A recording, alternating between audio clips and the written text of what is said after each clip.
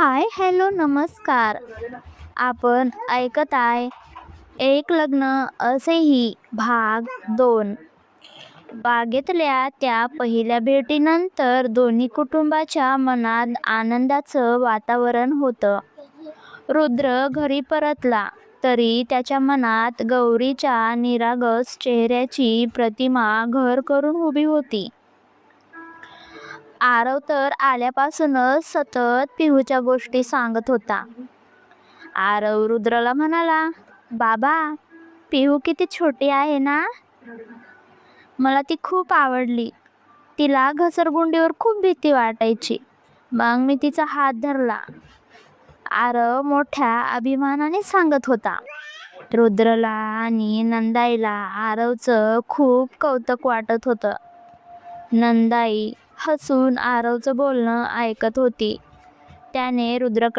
नंदाईने रुद्रकडे पाहिले आणि म्हणाल्या, रुद्र, लेकराला सवय लागली बघ पिहूची. आणि गौरी पोरगी पण किती समजूतदार आहे. मला वाटतं आपण एकदा त्यांच्या घरी जाऊन रीतसर बोलणी करायला हवी. रुद्रने सुद्धा होकारार्थी मान हलवली. हो आई, तू म्हणशील तसं. अर्णवला सांगतो मी. तो समीरशी बोलून वेळ ठरवेल. 2 दिवसानंतर कोथरूडमधील गौरीचं घर. गौरीच्या घरी आज सकाळपासूनच धावपळ सुरू होती. सुरेखाताई स्वयंपाकघरात मटार, करंज्या आणि साबुदाणा वड्या करण्यास मग्न होत्या.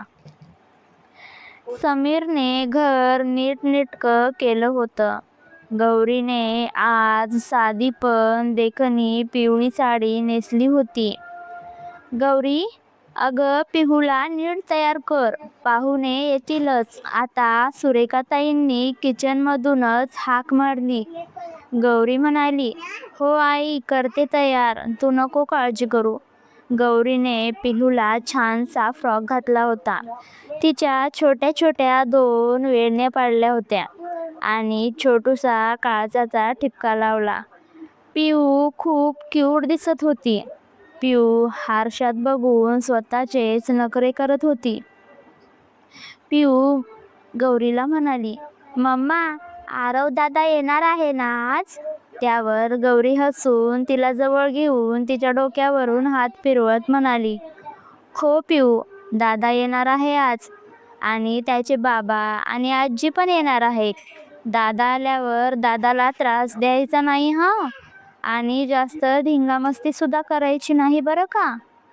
हो आई, म्हणून पिहू खेळायला जाते. काही वेळातच घराची बेल वाजते. समीरने दरवाजा उघडता समोर अर्णव, रुद्र, नंदाई आणि आरव उभे होते. समीरने सर्वांचे मोठ्या उत्साहाने स्वागत केले. या या अर्णव, रुद्र, नंदाई, आत या. रुद्र आत शिरला तेव्हा त्याचं लक्ष गौरीकडे गेलं. पिवळ्या साडीत गौरी जणू साक्षात लक्ष्मीसारखी दिसत होती. गौरीने पुढे येऊन नंदाईच्या पाया पडल्या. नंदाईने तिला जवळ घेतलं आणि तिच्या डोक्यावरून मायेने हात फिरवलं. कशी आहेस ग गौरी. नंदाईने प्रेमळपणे विचारलं. मी ठीक आहे काकू, तुम्ही कशा आहात. गौरी नम्रपणे उत्तर दिलं. आरव आणि पिहूने एकमेकांना पाहताच टाळ्या वाजवल्या. आरव दादा, पिहू ओरडली. आरवने आपल्या सोबत आणलेली छोटी चॉकलेटची पेटी पिहूला दिली. मुलं लगेच आतल्या खोलीत खेळायला गेले. सगळे हॉलमध्ये बसले. सुरेखाताईंनी गरमागरम करंज्या आणि चहा आणला त्यांच्यासाठी. गप्पांची सुरुवात अर्णवनेच केली. सुरेखा काकू, समीरराव, रुद्र आणि गौरीचं ठरलंय असं समजूया का आपण. कारण आरव आणि पिहूची मैत्री तर पहिल्याच भेटीत झालीये, अर्णव मिश्किलपणे म्हणाला. त्यावर समीर हसून म्हणाला, अर्णव, आम्हाला मुलगा खूप आवडलाय. गौरीच्या मनाची तयारी असेल तर आमचा अजिबात विरोध नाहीये. सगळ्यांच्या नजरा गौरीकडे वळल्या. गौरीने खाली मान घातली होती. रुद्रने थोडा पुढाकार घेतला. गौरी, मला माहितीये की हा निर्णय तुमच्यासाठी खूप मोठा आहे, पण मी तुम्हाला एक शब्द देऊ शकतो. या घरात तुम्हाला आणि पिऊला कधीच परपूपण जाणवणार नाही. आरव जसा माझा मुलगा आहे तशीच पिऊ सुद्धा माझी मुलगी असेल. रुद्रचे हे प्रामाणिक शब्द ऐकून गौरीच्या डोळ्यात पाणी आलं. तिने मान वर करून रुद्रकडे पाहिले. रुद्र, मला हवंच काय होतं? पिहूसाठी वडिलांचं प्रेम आणि मला एक सन्मानाचं घर. तुमच्या शब्दावर माझा पूर्ण विश्वास आहे. नंदाईने सुरेखाताईचा हात हातात घेतला. सुरेखाताई, आम्ही गौरीला सून म्हणून नाही तर मुलगी म्हणून आमच्या घरी नेऊ. तुम्ही काळजी करू नका. जेवण झाल्यावर रुद्र आणि गौरी बाल्कनीत थोडे निवांत उभे राहिले. खाली रस्त्यावरची पुण्याची वर्दळ सुरूच होती, पण इथे वेगळीच शांतता होती. गौरी, तुम्हाला काही विचारायचंय का? म्हणजे लग्नानंतरच्या काही अटी किंवा काही? रुद्रने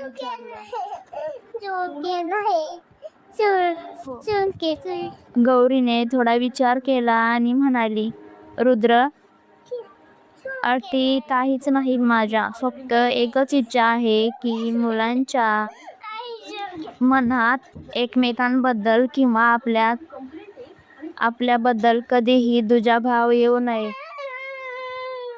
आपण त्यांना असं वाढवूया की कधीच त्यांना जाणवू नये की ते वेगळे आहेत. रुद्रला तिची ही प्रगल्भता खूप आवडली. मी तुम्हाला वचन देतो गौरी, आपण मिळून एक असं घर बनवू जिथे फक्त प्रेम आणि जिव्हाळा असेल. थोड्या वेळाने निघायची वेळ झाली होती.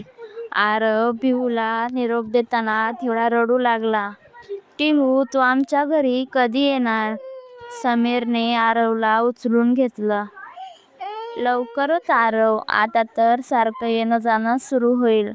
सुरेखाताईंनी नंदाईंना निरोप दिला. अर्णवने बाहेर येऊन गाडीची चावी फिरवली. चला रुद्रला, आता लग्नाची तयारीला लागायला हवं आपल्याला. रुद्र गाडीत बसला आणि त्याने गौरीकडे पाहिले. गौरी दारातच उभी राहून हात साडीच्या टोकात फिरवून हलवत होती. रुद्रच्या मनात एकच विचार आला, आयुष्य पुन्हा एकदा सुंदर होऊ शकतं, फक्त योग्य व्यक्तीची साथ मिळायला हवी. या भेटीने नात्यांचा उंबरठा तर ओलांडला होता, पण आता खऱ्या अर्थाने रेशमी बंध विणायला सुरुवात झाली होती. तर कशी वाटली कथा? कमेंटमध्ये नक्कीच सांगा. जर कथा आवडली असेल तर लाईक, शेअर अँड सबस्क्राईब करायला विसरू नका. धन्यवाद. भेटूया पुढच्या व्हिडिओमध्ये. तोपर्यंत काळजी घ्या. बाय.